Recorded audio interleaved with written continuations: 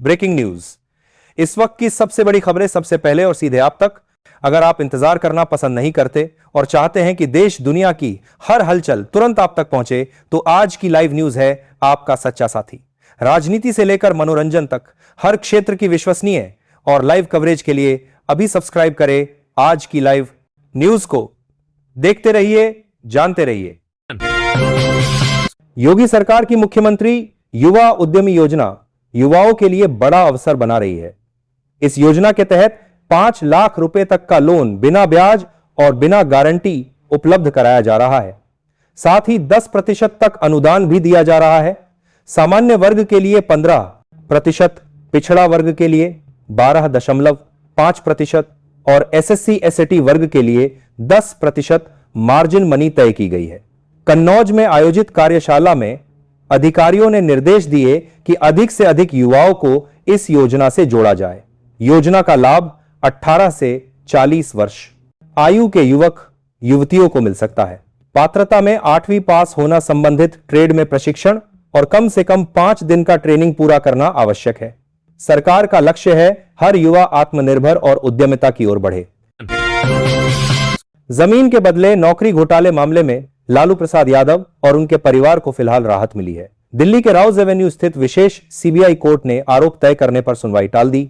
CBI ने court से आरोपियों की वर्तमान स्थिति बताने के लिए समय मांगा, जिसके बाद अगली तारीख 15 दिसंबर तय की गई।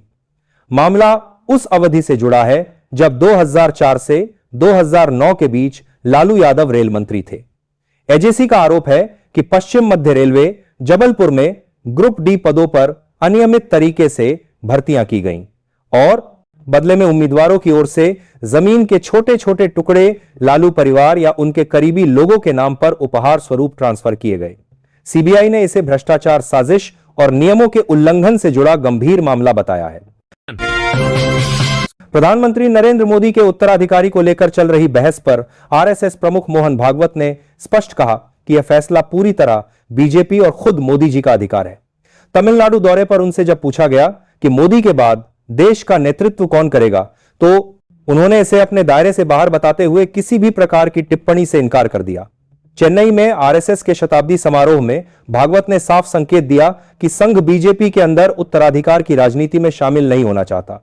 इसके साथ ही उन्होंने कहा कि भारत को विश्व गुरु बनना है तो जाति और भाषा आधारित विभाजन खत्म करना होगा। तिरुचिरापल्ली में उन्होंने जोर देकर कहा कि संघ की यात्रा धारणाओं के आधार पर समझी गई है, इसलिए जनता के साथ संवाद बढ़ाने और तथ्यात्मक जानकारी साझा करने के लिए नए कार्यक्रम आयोजित किए जा रहे हैं। प्रधानमंत्री नरेंद्र मोदी 11 दिसंबर को एनडीए सांसदों के साथ एक विशेष डिनर मीटिंग करेंगे, जिसमें आगामी चुनावों की तैयारी और रणनीति पर विस्तृत चर्चा होगी। बैठक शाम 6 बजे पीएम आवास पर आयोजित है, जहां सभी सांसद पहले संसद भवन लाइब्रेरी में इकट्ठा होकर बस या कार से पहुंचेंगे। डिनर की तैयारियों को लेकर बीजेपी अध्यक्ष जेपी नड्डा और मंत्री किरेन रिजिजू ने आज समीक्षा बैठक की, जिसमें धर्मेंद्र प्रधान, अर्जुन मेघवाल और कई वरिष्ठ नेता शामिल थे। सांसदों को राज्यवार समूहों में बांटा गया है और संबंधित मंत्रियों को उनकी जिम्मेदारी दी गई है। सूत्रों के अनुसार मीटिंग में पश्चिम बंगाल, तमिलनाडु और असम विधानसभा चुनावों की रणनीति पर भी चर्चा होगी।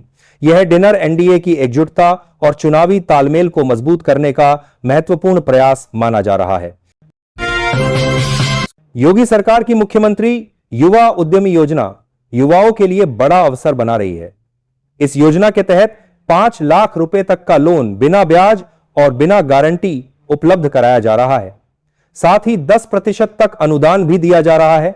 सामान्य वर्ग के लिए 15%, पिछड़ा वर्ग के लिए 12.5% और एसएससी एसटी वर्ग के लिए 10% मार्जिन मनी तय की गई है।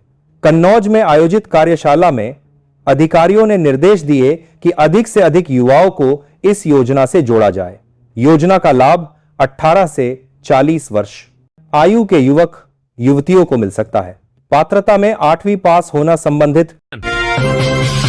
लोकसभा में चुनाव सुधार पर चर्चा के दौरान गृह मंत्री अमित शाह ने विपक्ष पर तीखा हमला बोलते हुए कहा कि सरकार की नीति स्पष्ट है, डिटेक्ट, डिलीट, डिपोर्ट और एक भी घुसपैठिया मतदान नहीं कर पाएगा।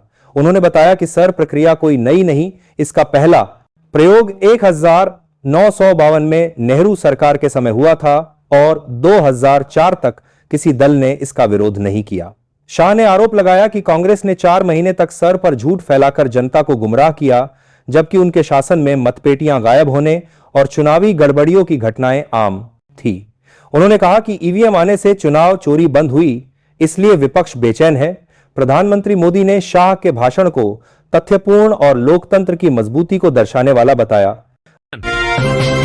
राज्यसभा में वंदे मातरम की 150वीं वर्षगांठ पर बहस के दौरान कांग्रेस महासचिव जयराम रमेश ने भाजपा पर तीखा हमला बोला। उन्होंने कहा कि भाजपा तुष्टीकरण के नाम पर नेहरू को निशाना बनाती है, जबकि इतिहास बताता है कि श्यामा प्रसाद मुखर्जी की हिंदू महासभा ने बंगाल, सिंध और उत्तर पश्चिम सीमांत प्रांत में मुस्लिम लीग के साथ गठबंधन सरकारें बनाई थी। जयराम रमेश ने कहा कि वंदे मातरम को मौजूदा स्वरूप में अपनाने का फैसला गांधी, बोस, पटेल, टैगोर और नेहरू जैसे नेताओं का सामूहिक निर्णय था। उन्होंने टैगोर के लेख का भी जिक्र किया, जिसमें इस निर्णय की पुष्टि की गई थी।